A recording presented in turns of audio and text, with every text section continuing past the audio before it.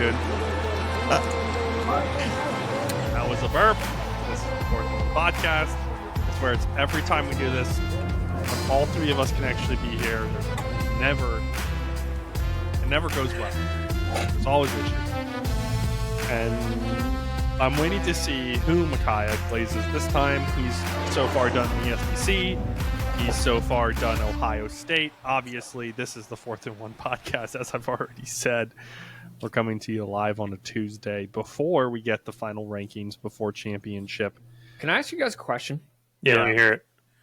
Saturday. What would at what yardage defines a long pass play? 15 plus.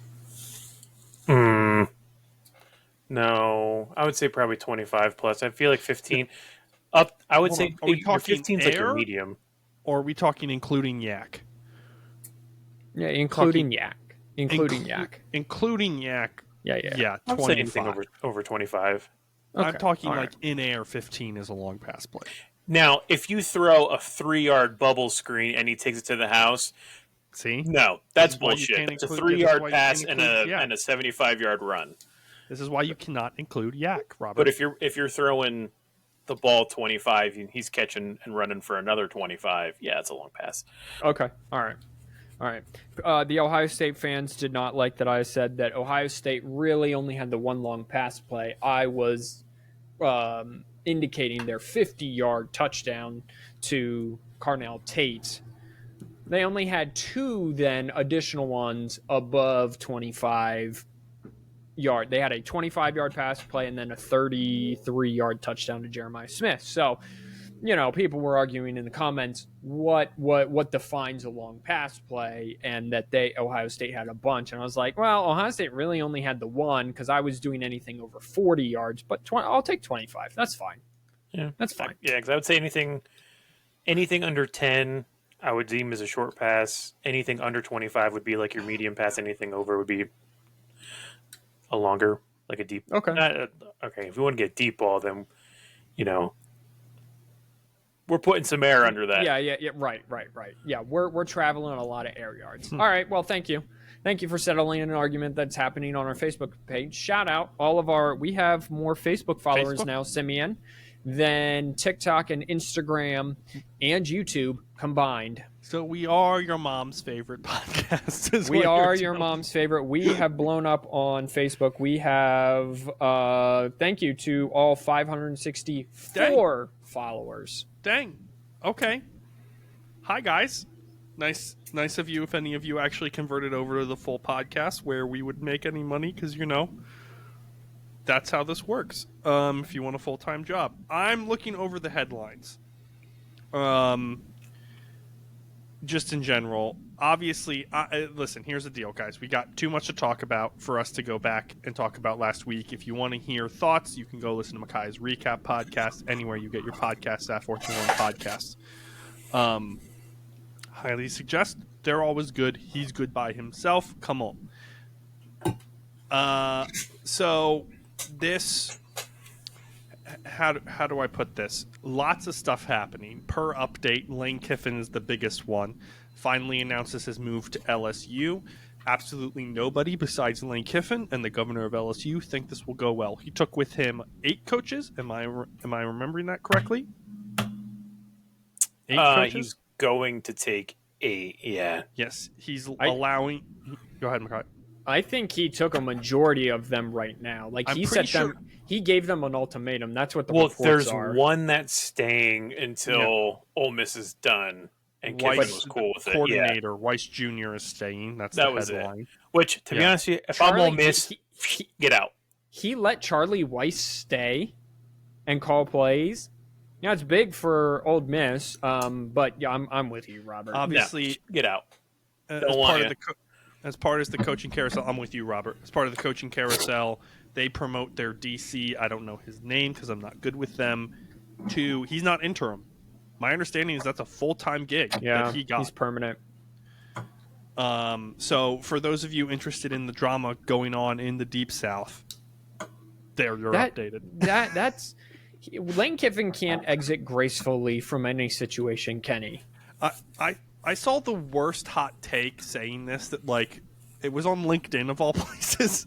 that was guys, this is for everyone upset at Lane Kiffin that he's not around. This has been going on for years and years. The coaches leave before bowl games. This is how college football works. And I'm like, not in the modern era. Coaches do and have historically left before bowl games, and that's fine. Before because bowl games. Because Those let's be teams honest. were bad. Let's be honest. Bowl games really don't mean too much. He left, abandoned, let's call what it was, a playoff team. It's not like he's like, I'm leaving. My coaches are staying to finish out the season. You guys will be fine. You've promoted the DC. This is what it is. Some of the culture stays, and we figure it out. He took everyone with him. It's wild. And then he gets upset that they won't allow him to coach for the next month in the playoff. And I'm like, no, you don't get your cake and eat it too. Okay, you don't get to take the new job. By the way, LSU is paying his playoff bonuses that Ole Miss owes him. That's just so everyone knows. To me. So he is still getting paid if Ole Miss wins the national championship, he will get $1 million from LSU for Ole Miss winning the national championship. I wouldn't give him a ring. If I'm Ole Miss, I'm taking this to the next level of pettiness. I'd be like, I wouldn't give any credit. I would scrub him from everything. I'd be like, nope, get going. Offensive coordinator, get going. They're arch rivals, LSU and Ole Miss, in the Magnolia Bowl. So I don't know what he thought was going to happen, but he got fired on a tarmac. He got hired on a tarmac, did a really awkward interview with Marty Smith. I originally just heard the interview with Marty Smith. By the way, free Marty Smith. That was a wild on Saturday. Even Kerry was getting tired of seeing him. I originally saw the interview and I was like, okay, actually he's not handling that too bad. And then I saw his statement that came out before the interview and I was like, okay, he was denied the no shit, Sherlock. If I go to work one day and then I say, hey, tomorrow I'm going to work at another place, this place isn't going to let me still work here. It's not how it works, dude. Right.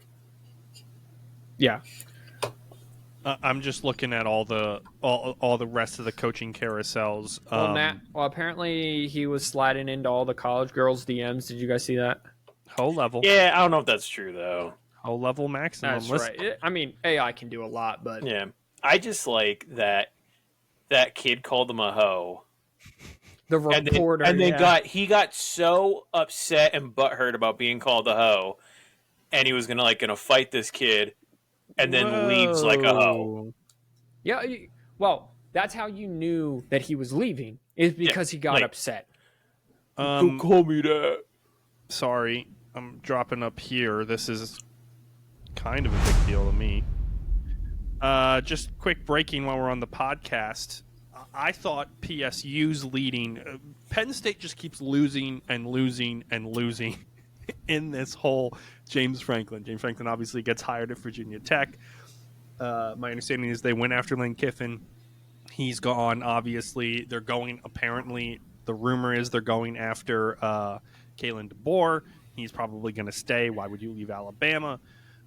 My thought process is Bob Chesney, who went 20-4 with JMU, possibly taking them, probably not. Robert and I will get on this rant later. Chesney is just announced, I don't know when exactly, hired by UCLA today. Oh, yeah, that was yesterday. Was it yesterday? Yeah.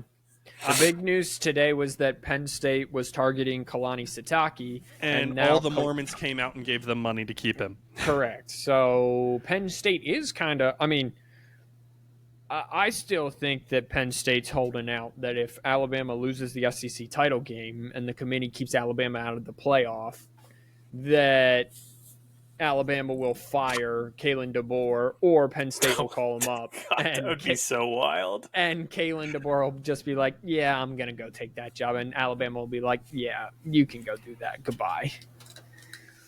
That would be so stupid for Alabama to do. Because who would you go for? Who would you go for then?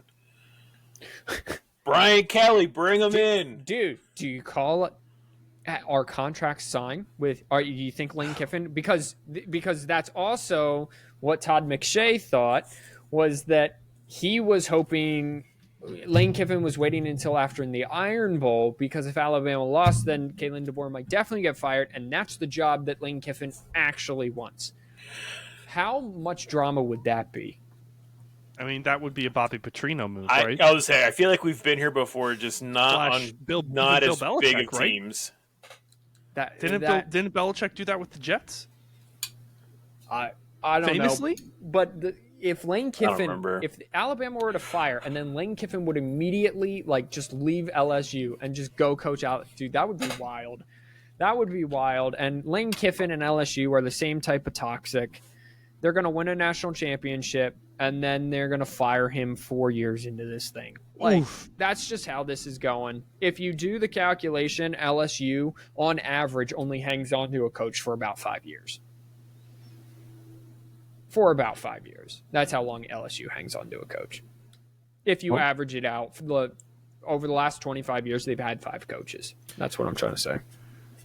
I didn't realize that Kent State had fired their head coach for multiple violations, so with cause. This is forever ago. I'm just looking at the coaching carousel. We'll cover this after the season more. We got games to talk about, but he went 1-23. Guys, we make fun of Akron. You're still not Kent State. Hey, shout out Kevin Kearns advancing to the Elite Eight in men's soccer. In men's soccer, right? Yeah. Shout That's out. What you just said. Shout out. Texas Tech obviously extends their head coach with a 7-year deal. Jim Mora, that's the son's name, who just left UConn, is also talking smack in the Mountain West. Who would have thought? That's just a little taste of this offseason. We like to cover the coaching carousel in the offseason. But we have a bigger deal going on, which is Championship Saturday. We got a bunch of games for you. And then after that, we're going to get really probably what we're expecting the final 15 teams. I mean, let's start there. When we get this announcement in an hour and a half, do you expect the top 15 teams, no matter what, to be staying where they are next week after championship? I feel like they're going to be locked in, with the exception of who the committee, Robert, you and I were talking about this today, who the committee is going to put in from that group of who they should put in for the group of 6. Oh, yeah, because we were talking about Duke.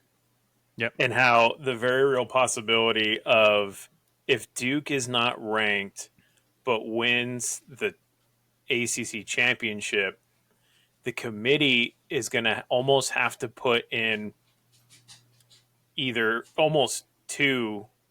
James Madison, North Texas, and Tulane. If all 3 of those win their conference championships, they kind of have to almost put both of them in before Duke, which would, I mean, that's like worst case scenario for the committee. The 2 teams that really are hoping that Virginia just wins is Miami and BYU. They need Virginia to win, because if Virginia wins, it looks there's more wiggle room to put Miami and BYU in. Miami is right now sitting there in no man's land at 12, but that's the group of 5 spot. So they need their conference champion to be ranked. Well, I mean, if BYU wins, they're in. Right. So if the Big 12 wants 2 teams in, BYU needs to win on Saturday. I would assume, this is just me assuming with all logic, that if Alabama would lose, they would not be in the playoff. Now, what the committee does and how bad Sankey wants them in and how bad ESPN wants another SEC team in, that's to be seen. But that would be my assumption. Because you figure whoever's ranked 10 is essentially the gatekeeper of the playoff. Right. 10 is the last at-large spot because right. 11 and 12 are going to go to the group of 5 and the ACC champ, more than likely. Right. If Virginia wins, or it's going to be 2 group of 5s at 11 and 12, right? Right. Yeah. So yeah, I mean, what does the committee do with Ole Miss? Because it is in their parameters that they are allowed to take into account injuries and coaching changes into the college football playoff. They should still make the college football playoff, but do they fall them far enough so that they don't get a home game? What do they do with like if Texas Tech loses the Big 12 championship game? What do they do with the Notre Dame Miami situation? Like, are Notre Dame and Miami finally going to be ranked close enough where Miami's head-to-head matters and it will jump Notre Dame? So the AP, just to remind you, Robert, before you respond, the AP has Notre Dame at 9 and Miami at 12. Yeah. I see. And again, we're back to this conversation that we essentially really shouldn't have to have, and it's Notre Dame. Because again, they lost to Texas A&M, they lost to Miami. So the head-to-head, which has been played all season, that head-to-head, Georgia, Alabama, like everything, the winner's always been ahead. Ohio State, Texas, Texas just fell apart, but then they refound themselves. But the head-to-head always mattered. And then Notre Dame goes on a run like they did last year, and they just put themselves in a position where it's like, what are you going to do with me? Tell me where to go. And I think that's why Notre Dame hasn't moved from 9, because I don't think the committee knows. And I think they're hoping that this... I want to say that this ranking that comes out, they might move Miami to 11 or 10.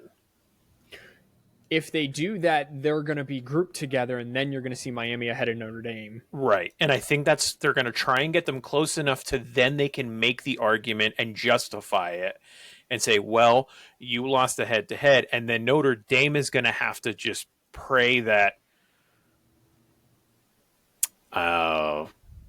either Virginia loses or someone... I still think that they want. I still think that they want like an Alabama to lose. See, the problem is in the conference championship games, they need BYU to like. Okay, so in your example, they need BYU to lose, right? Because BYU's behind them, so they don't want them to have a conference champion and be guaranteed bid. Right? Yeah, because then BYU has a better win, right? And they only have one loss too. And they need Alabama to lose to Georgia, because then that puts Alabama on the bubble. Now, Alabama has some key wins.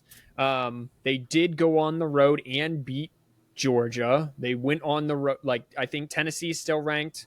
Vanderbilt's still ranked. That Vanderbilt win just keeps looking better and better. The Oklahoma loss doesn't hurt as bad as last year. What hurts them, though, real bad, is week 1 Florida State. That hurts them a lot. But yeah, I mean, they need, like, it wasn't last year where the conference championship games, the ranking in term where the teams were ranked, they were far apart, right? Right. Like, one was at the top, one was kind of like middle way through. Now, like, all the conference championship games are like in the top 5, for example, in the top 10. So how far are you going to really drop them if they lose? Right. So, because we know the loser of Ohio State, Indiana, probably going to go 4 or 5, somewhere in there, I would assume. Yeah. I would assume they still get a first round bye. Right. Because I would assume that they would kick Oregon down for not being in the conference championship. Like, they would bump them down maybe 1. So you'd be like Ohio State, Indiana, Georgia if they win, and Texas Tech if they win, like your 1, 2, 3, 4, right, kind of deal. Yeah. Tonight will be a wild ranking. And then kind of all the teams not in the playoff, this is for kind of those higher level right outside the playoff bowl game. So who gets matched up with who? That will be kind of decided.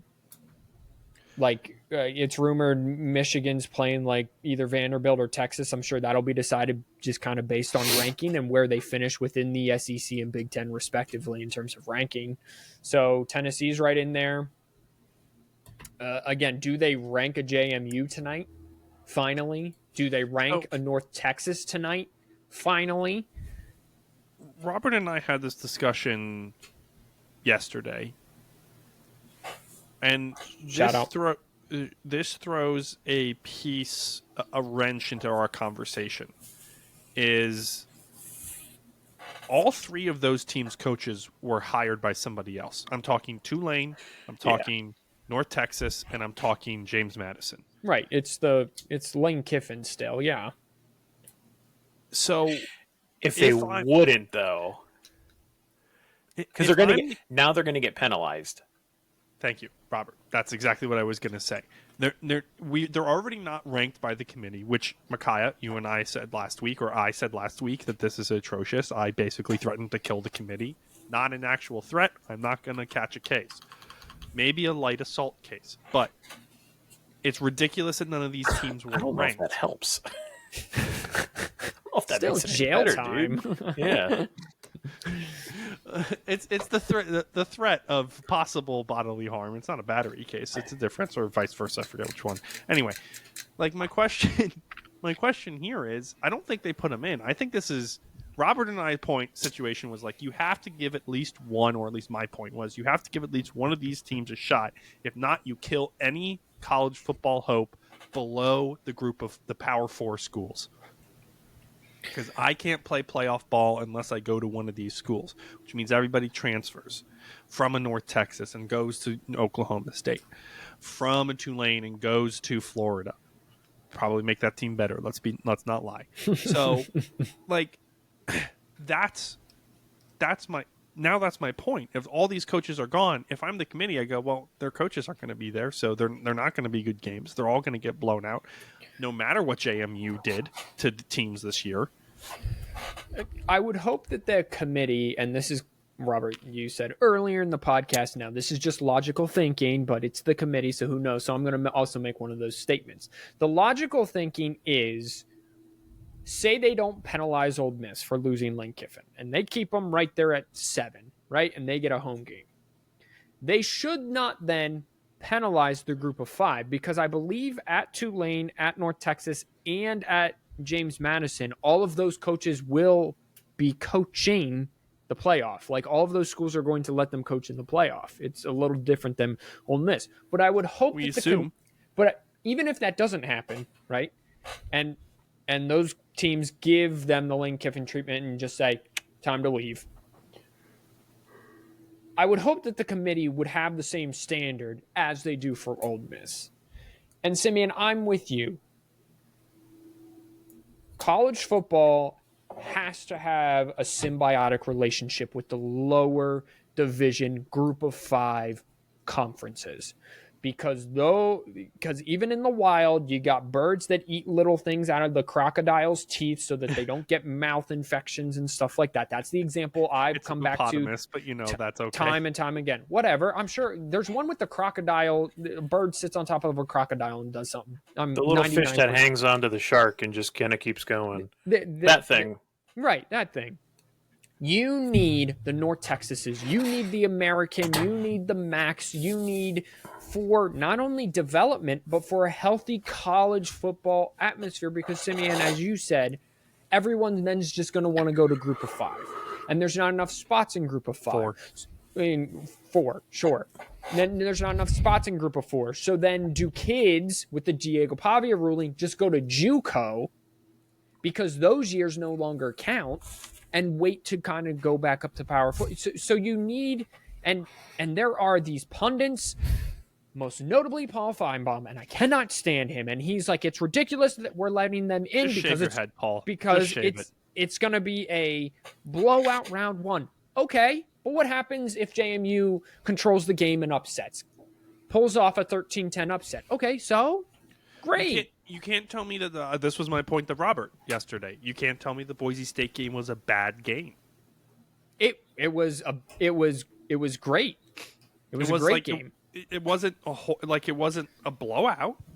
They showed up. They did what they needed to, and that's what you want. Like, you want the 2008 Fiesta Bowl maybe not the upset, but at least the opportunity. Yes. Because as much as we love watching 1 versus 2 matchups and stuff like that, they kind of get boring because they're pretty even.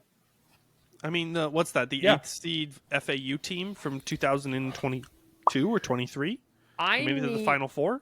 I need a Cam Scattaboo halfback toss pass on 4th and 7 against Texas. I need one team playing like their hair is on fire and nothing matters against a team that is so tight that if they lose this game, their boosters are going to pull the money and give it to wrestling. That's what I need that in college football. I think it's only right to have that in college football. One of the greatest upsets, Appalachian State over Michigan, FCS over a Big Ten team, right? Yep. So, Troy over, what was that, LSU? That's the great thing. Troy over Alabama. That's the great thing about college football is the potential and the chance every week and any given Saturday, not Sunday, the movie, there's a shot to win. And you need that in college sports. CMU at Oklahoma State. Also, Robert, if you get rid of the group of 5 being in the college football playoff, then they're going to get rid of the ACC because of this year. And don't forget the Pac-12. And then Big 12, I know, is producing some good teams. It'll come one year that the Big 12's down. They'll get rid of the Big 12, and then it'll just be the SEC and the Big 10 that get all these automatic bids. And then one year, the Big 10 will be terrible, and as an example, or they'll just merge, and then you're just looking at super conferences. Yeah, I mean, eventually we are going to reach a point where Ohio State's not super dominant. Alabama's not super dominant. Like, things do eventually change. How time works, yeah. It's teams rise, they fall. Teams rise, ride the wave, and then they fall. I mean, that's just kind of how life goes, and with the way that college football changes and implements rules, and then not follow the rules, and then implement the rules, and then change the rule for specific teams to make the rule work. I mean, it's just you can't. Like, there's a reason that when I come home and it's Tuesday from work and I put on TV and I see Jacksonville State playing Kennesaw State, I'm going to watch the game. And chances are I will watch that game over Georgia Tech playing Virginia. Because the games they're not that they're like more entertaining, but for them it kind of means more. No, there it is. There it is. Come on. It means more. The SEC can say what they want to say, but the only thing that makes the SEC football mean more are the drunk fans that are paying tickets and the kids that are wearing their tuxedos and their suits and shit because that's just whatever the culture is, which is just dumb. But whatever, works for them, I guess. Listen, there's not much hate like a Big Ten hate. That's all I'm saying. You can't. I get there's the good old fashioned hate, which is technically ACC's SEC, so it doesn't even count. Clean old fashioned hate. Clean old fashioned hate. Yeah, I think this is where we benefit of not having gone to one of these schools. All three of us. What do you know about bowl? We've seen those comments. Robert's actually played. Makai and I, this is what we do. We're fans. This is a fan podcast. And fans know that all ball is good ball. Go ahead. Sorry. Do you think, it's on the same topic, do you think that eventually they will have a playoff, like an NIT tournament. You know how college basketball has the NCAA tournament and then the NIT tournament? Do you think eventually some billionaire will set up a tournament for the 13 through 20 team? 13 through 20 ranked team to, play 2 games, play a little tournament or something? I would say no. And the reason I would say no is because there's too much money in the advertising and bowl games in general, because there's already too many of these bowl games and no one wants to watch the Tax Slayer Sarsaparilla Bowl, to be honest with you. Stupid name. But it's a mouthful. Yeah. Eventually what I'm assuming we're going to get through is a playoff with like the 1 through 25, 1 through 32. Like, I would imagine our top 25 is eventually going to grow. I think it's probably going to look a lot like Division 2, Division 3. Yeah, which it should. It makes sense. How many teams does Division 2 let in? The perfect amount. I don't know. But it's a perfect amount, though, because they have a formula, and it works, and it's copy, paste, repeat. Copy, paste, repeat. And then the FBS, for the amount of attention, money, and old white men that are just running the show are just like, we can't figure out what to do with 4 teams, so we made it 12. From 28 to 32 teams this year. The FCS playoffs for Division 2 are 24 teams, 11 conferences, and 13 at-larges. Yeah. And Division 2 went from 28 to 32. Yeah, Shout so out they're Kutztown doing Golden Bears. They are doing it on a way more grand scale with more teams, more conferences, and they're making it work. Does it? Does a Division larger 3 is 40 teams? Does a higher amount dilute the regular season? Because that's the argument, right? No. Well, first off, we have 2 bye weeks. Stupid. Cut it back down to 1 bye week. 3 if you include the cupcake. Secondly, why is there like a 3-week gap between this stuff? Yeah, I mean, you got to figure out a lot of stuff. Yeah. It's all the money. Like, that's the answer to the story. I would say if you're going to expand the conference championship games right now, really don't mean too much in the grand scheme of things, right? Well, we'll find out this year for sure. Like the Big Ten, okay, you can give Indiana, Ohio State can share a conference champion. We're going in 1 to 2 of the playoff. Does not matter. In the grand scheme of things, whether Indiana loses and Ohio State just routs them, or Indiana wins and routs Ohio State, or it's a close win either way, the loser of that game, their national title aspirations are still just as high as they were.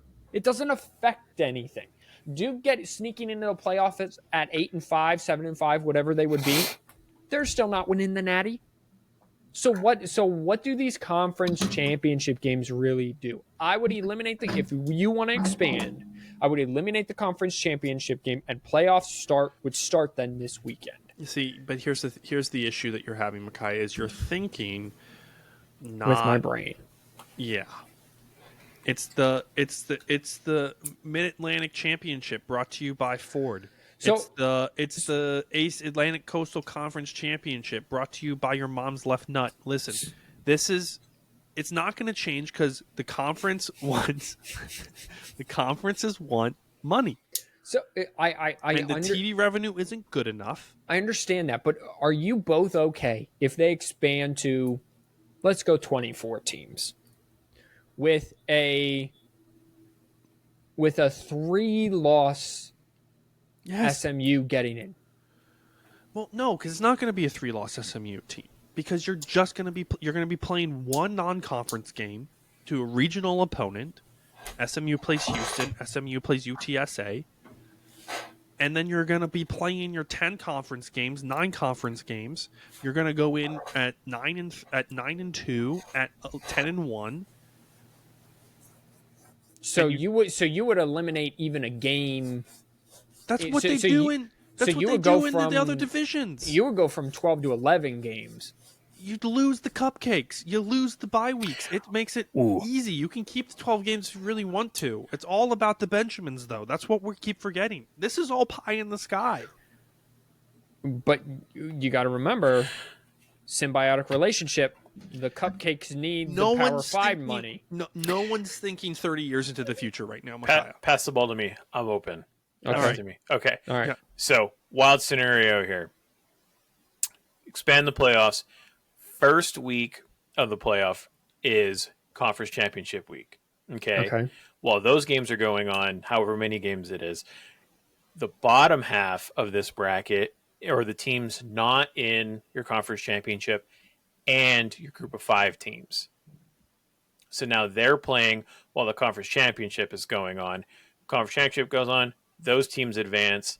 The winners of your bottom group advance. The losers of your conference championships shift down into that, and now you're going back and forth. Everyone's getting a shot here. Quick question: how that would pan out? Robert, my I brain. love this idea. So yeah, I think it worked. I mean, somehow, but it'd be entertaining. Would it still work if, for example, Michigan was in the conference championship game against Indiana? Let's just say, hypothetical, they beat Ohio State and Oregon lost and they got in. So Michigan would be playing Indiana. What would Ohio State do? Would they just have a bye week? They'd be playing one of the other teams. They would shift down, right. And they would get the loser of whatever. So, Robert, I'm going to expound upon your idea here. Okay, so let's say, all of our fixing the college football playoff. We're fixing the college football playoff. All your conference all your conference championships get played. Okay. Right. All the people who are not in the college, who are ranked, who are not are playing basically their first round of the playoff. Then the winners of those games play the losers of the conference championships. Your conference championships get a bye week, and then, as I think that's what Robert's trying to say, and then the winner of those games go on and play the bye teams. And now we're just rolling. So in this example, Michigan would be playing Indiana, but then Ohio State would then still have to play Vanderbilt or something. However they would do the seeding is whatever. But they get, it might be Ole Miss or it might be North Texas. Whoever. You just broaden it and you give people that shot. And if I still think you just get rid of the damn bowl games. Or those become where you're traveling to Jacksonville to play the Sarsaparilla Bowl. I understand everyone hates the bowl games. I do think that it is good for, I understand the players are making money now, but I do think it's a good opportunity for the players to be able to go on the school's dime and travel somewhere. Well, you out still of state, right? You still do that. Like your first round games still are your home away, however. But then your second rounds, if they want to do, you're not going to get a giant trophy for winning it. But you're not trying to take away the smaller bowl games. That's what I thought. I see what you're saying. You're just trying to make them rounds at the playoffs at neutral sites and not make it the semifinal at the Fiesta Bowl. Who cares if you get? You can still do a Chili's Taco Bowl. If that's what you want to call it. Nice. But you win the game, you're not going to get this giant-ass trophy that says, we won this bowl, and now next week you're going over to the Taco Bell San Diego Bowl, and you win that one. Now you got 2 tacos and a burrito that you're standing there. There's too many trophies. Yeah, we're doing the Chipotle. The Moe's Queso Fiesta Taco Bowl. Now we're just, It's the Mexican food bowl. Yeah, we should just make up a bowl name. That would be great. I got to move us on. We got games to talk about this week. Okay, so there are a total of 4 games on Friday, 5 games, 6 games. I'm sorry, nope, I was right the first time. 5 games on Saturday. They're all Counting's conference champions. It is. That's 9 total games. Heyo, exactly. Well, that one's in Atlanta, so it's not actually a neutral site, but that is 3 games, 4 games are in neutral sites. 5 games, sorry, are neutral site games. Basically, all the Saturday games are at neutral site games. All the Friday games are not at neutral site games. It's the higher seeded winners. Guys, we're going to go through them. We're going to make picks. We're going to talk about them a little bit. We're going to start with the team who's winning the trophy for most improved is Kennesaw State. Are the Kennesaw 100%. State Owls? Yeah. You should get very little argument on the internet for that. You went from literal worst to hopefully first for you guys. They're taking on Jacksonville State, who lost their head coach. Shout out.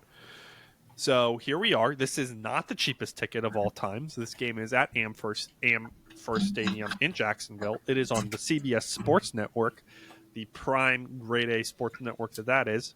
7 p.m. Friday. Gentlemen, who you got? I think these two teams already played, didn't they?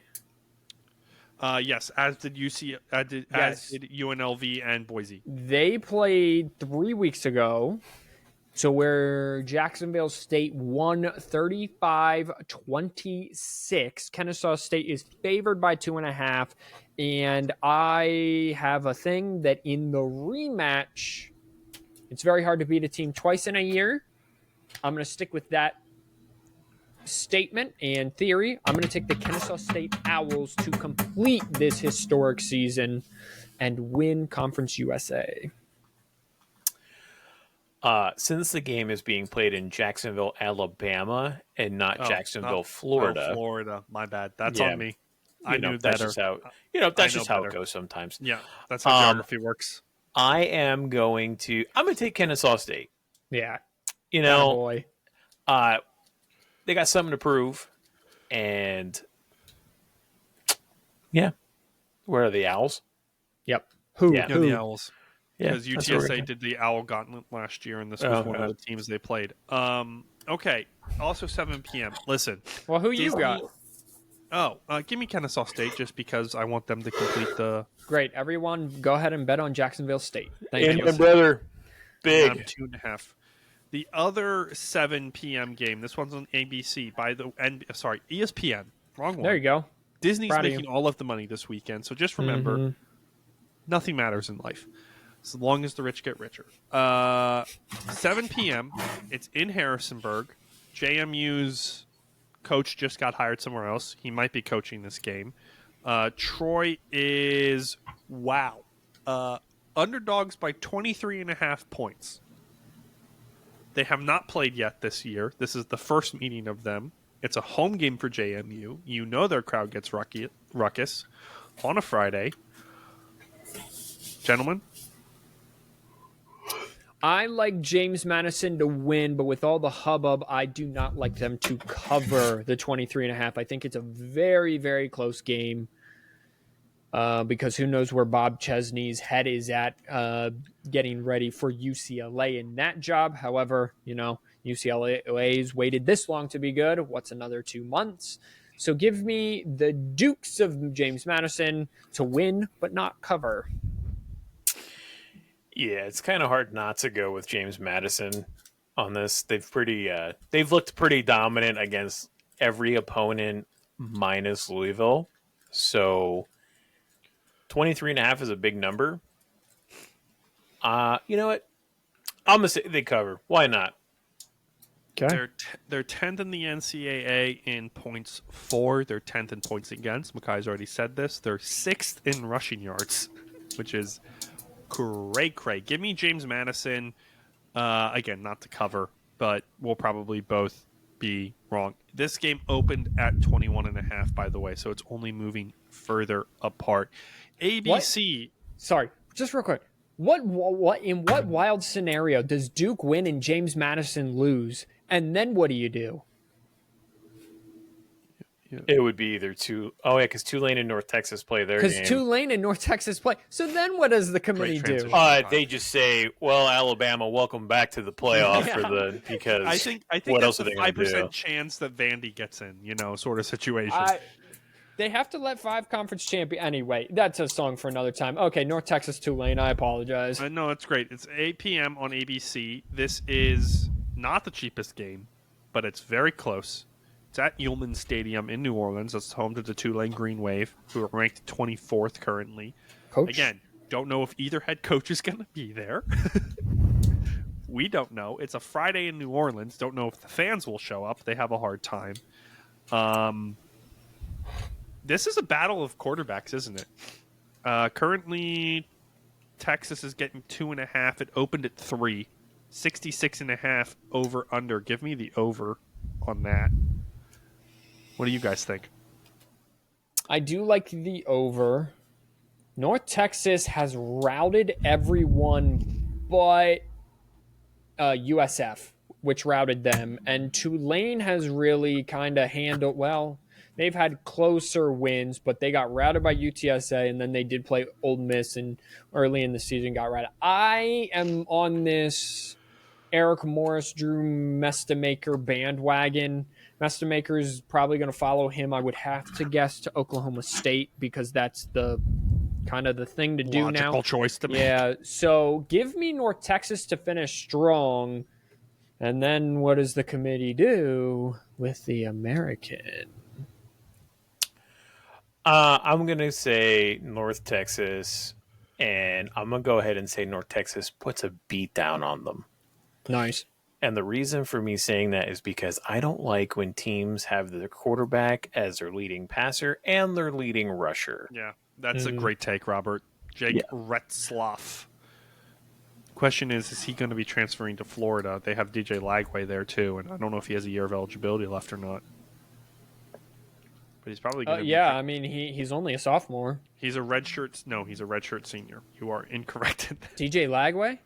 No, Jake Retzloff. Oh, gotcha. Okay, sorry.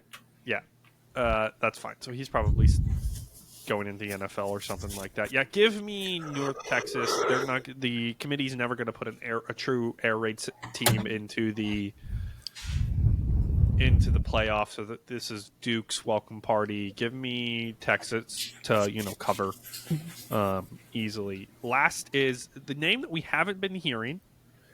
Dan Mullen.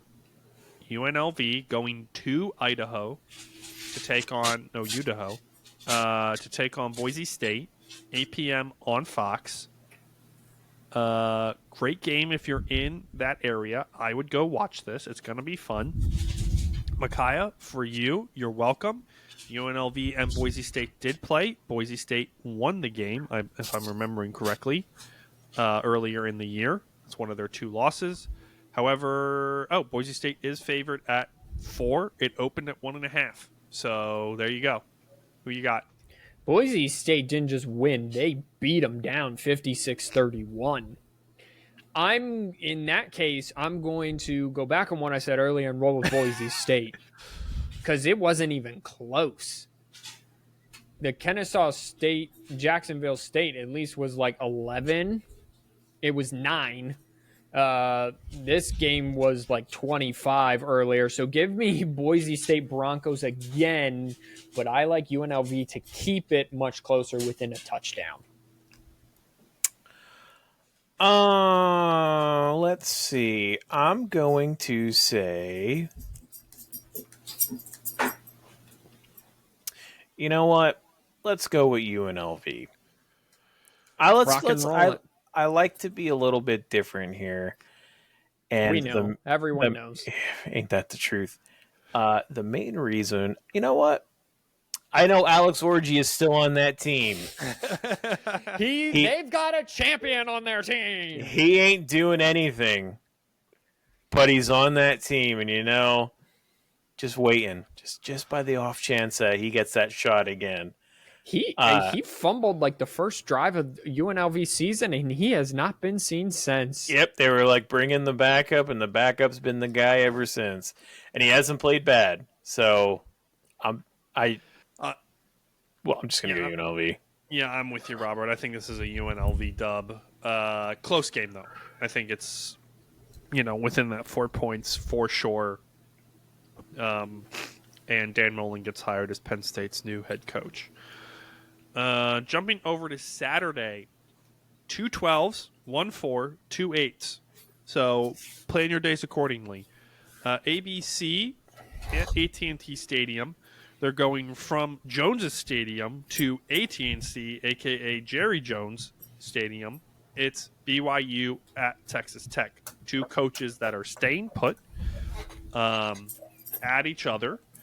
This is a big game for Texas Tech because this is like the most expensive team probably not, but it feels like it's the most expensive team. Number 5, Texas Tech. Neil Brown is going to go coach North Texas. That's breaking news. Neil Brown was the former head coach of West Virginia before he got fired. The balding guy with the thing? Nope, that's Dana Holgerson. My bad. I got my guy wrong. Texas Tech is favored by 12.5. You guys really like their defense. Yeah. And they played earlier in this season, and it was a beatdown. 29-7, yeah. Earlier last month. I am going to roll with the Red Raiders again. You're taking back what you said earlier? Well, yep. Again? Yep, I'm taking back what I said earlier again. So far, it's only been one time, so that's really more the exception to your rule? That is correct. Okay, fine. I like if the first game was close, I will pick the opposite in the second game. How about that? How about that's right. my new rule? Okay, much better rule. I like Texas Tech. I don't know. Bear Bachmeier, true freshman. Texas Tech hit the transfer portal and did it well. They got 2 defensive tackles that control the running game. I also think they're starting quarterbacks playing in this game. The backup played in the last one, correct? Do I have that right? For who? For Texas Tech.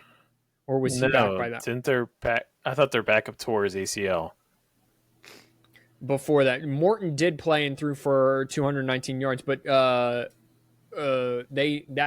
right. That's this game that they turned BYU over a bunch. Yeah, from the start. This really could have been much worse than what it was. Yeah. I'm going to go BYU. I really do like Texas Tech's defense, and I've said that a couple times throughout the year. I'm gonna hope, because I want BYU to cause a little bit of chaos, because I want to see how stupid the committee ends up being through all of this. Because if there's anyone that's going to let you down in this world, it's the playoff committee. So I want BYU to win this game, because I don't know how Texas Tech is going to do on a neutral field. Granted, still Texas, and it's in a dome, so weather's not going to change anything here, but there is going to be some blinding sunlight at some point coming through the windows. Need to put some shades on those. Yeah. So I'm going to roll with BYU. BYU's leading receiver is called Parker Kingston, and he looks exactly how you think a Parker Kingston would look. So give me Texas Tech for that exact reason. To cover.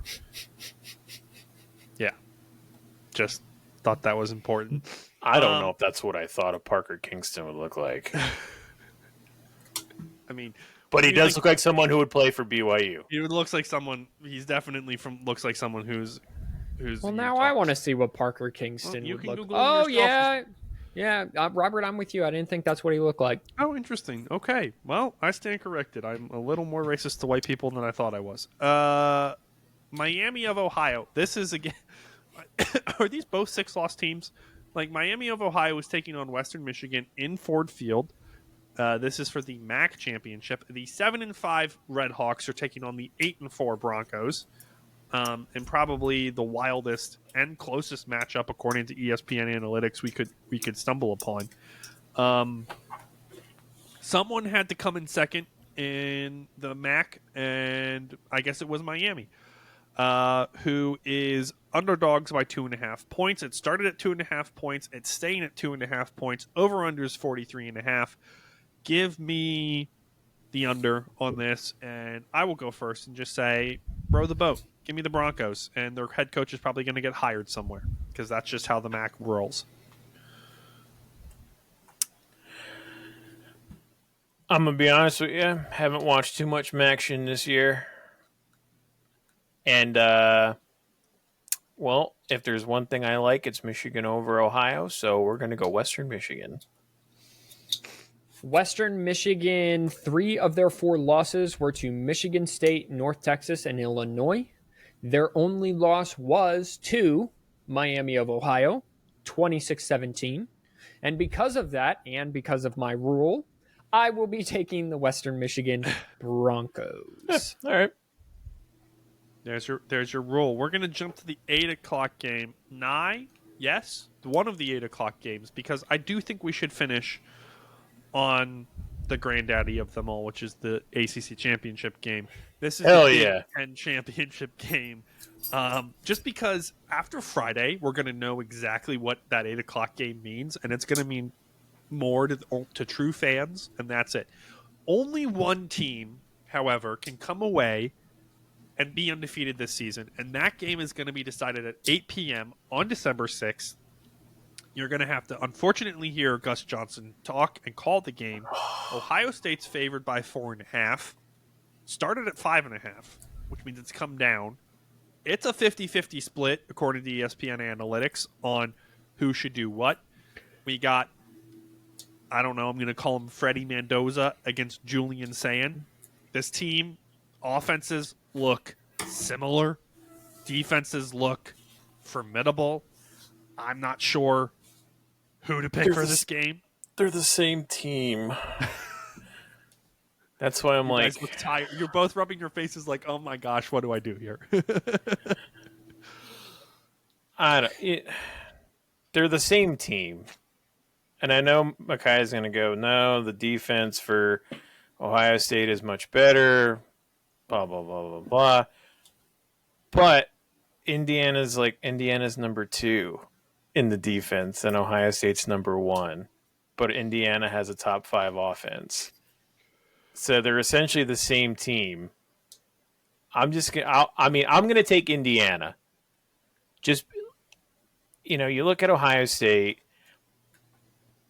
I still think last year's team was better. But looking at who they've played this year, yeah, they beat Michigan.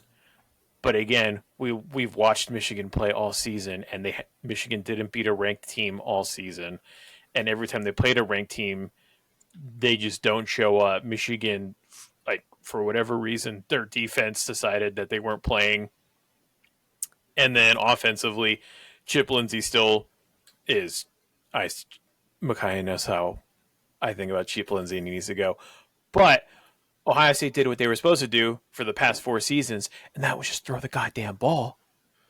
You had the best receivers in the country for the past 7 years, but for whatever reason, when you play Michigan, you don't throw the damn ball, and then you lose, and then it's, what are we doing?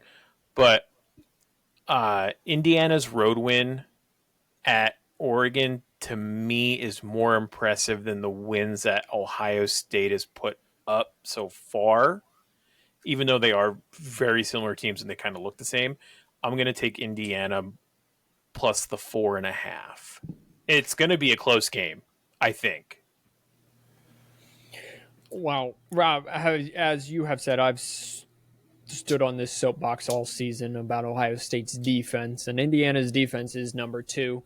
And that would kind of be a really bad time for me to get off that soapbox. In watching a kind of Ohio State from what I've watched of them this year, offensively and defensively, they do remind me a lot of Michigan's national championship team, which is that, yes, they're more explosive, but they will, once they have a lead, they play at the slowest pace in the NCAA this year. So they just squeeze you, and that running game's coming along a little bit. So I'm with you. I think it's a close game. I'm not even sure I would take the 4.5. I think this is maybe a 3-point win, but I like Ohio State to kind of complete their perfect regular season and win the Big Ten championship. Unfortunately, I will say, I will be rooting for Indiana hard on Saturday night. I mean, it's not really I don't know. I don't necessarily carry the same amount of hate, I would say, for Ohio State, because even when they play Penn State, I still root for Ohio State to be Penn State. I think I hate Penn State more than I do Ohio State. If that doesn't make me a true Michigan fan, pardon my language, but fucking suck me. I don't care. It is what it is. Sorry, Mom. Would I like them to win the national championship? No, of course not. When we get past that, it doesn't. It's whatever. But I think Indiana winning it honestly would be a lot cooler just because it's Indiana. And when was the last time Indiana's won anything other than in basketball? Like, you got to give them that. Yeah, no, for sure. Again, I will be rooting for Indiana hard, but I am picking Ohio State to win the game for podcast purposes only. Sorry, Mom. Fuck Ohio State. Go Indiana. Give me the Siggy all the way. And if there's one thing we've learned all year, don't bet against Kurt Signetti. Oh, but do we want that? Do we want his head to be any more inflated, though? Oh, man. Yes. I see. I want dark Kirk Signetti. Again, here we go with the lesser of two evils, right? Could you imagine if in 5 years, Kirk Signetti and Indiana are just running college football? Dude, they've only lost 3 times in 5 years. They're just blowing out teams left and right. Ohio State has fired Ryan Day, not because he can't beat Michigan. He routes Michigan now, but he just can't beat Indiana. Sharon Moore has, he's left the program. Michigan's been through 2 more coaches. Indiana, Virginia Tech. National championships just over and over again. Yeah. Penn State is just reeling because of getting rid of Franklin. Well, that's a fun. On another fun note, we go into Micaiah's favorite conference, which is the SEC, where his Alabama Crimson Tide take on the Georgia Bulldogs. We've seen. I'm just going to stop you right here. What? I'm going to pick Georgia. They're going to kick the Alabama bucket. They can only do this so many times. Alabama still doesn't have a run game. Georgia's found themselves a little bit. Give me Georgia minus the 2.5. Okay, we good now? Yeah, we've seen this game before, like 5 times in the past 5 years. Like, it's always freaking Georgia, Alabama. Give me Georgia as well. Okay, I'm with you. I think Kirby Smart got him going. Just to be different, I'll take Alabama. But I would love to see Alabama lose this game. Just to see what the Alabama faithful do, because now you're not in the playoffs. So what happens is they're going to fire him. Right. They're going to fire him. And then also, if they lose again, it's almost like Robert knows what when he's like, yeah, they're not going to win a national championship with the Boar. And they're looking at another 10-3 season. Then I also kind of want to see what bowl game they go to. And see if Michigan can get matched up with Alabama in the same bowl game. Yeah. That would be... And if Michigan beats them again... In a straight downpour. These are the things we have to resort to looking forward to. The what-ifs in the world. Yeah, as Michigan fans, that's all we got. It's fun, though.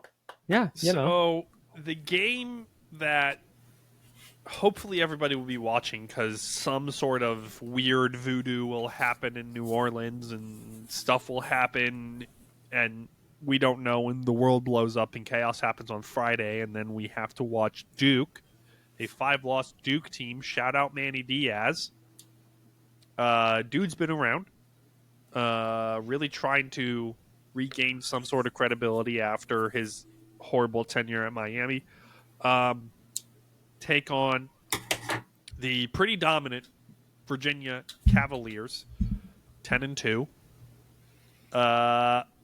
in Charlotte at 8 p.m. Give me Virginia.